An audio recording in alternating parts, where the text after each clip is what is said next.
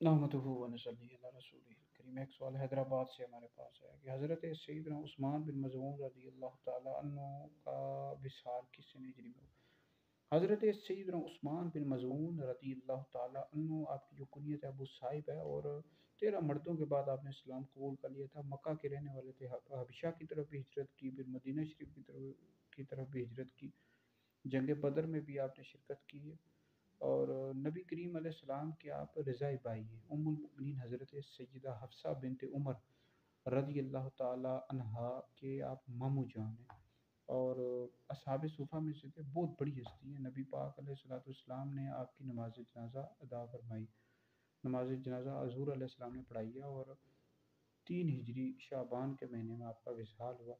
اور جنت البقیع شریف میں سب سے پہلے جس ہستی کی تدفین ہوئی ہے حضرت سیدنا عثمان بن مظعون رضی اللہ تعالیٰ عنہ ہیں۔ اللہ تعالیٰ آپ کے صدقے ہماری مغفرت فرمائے۔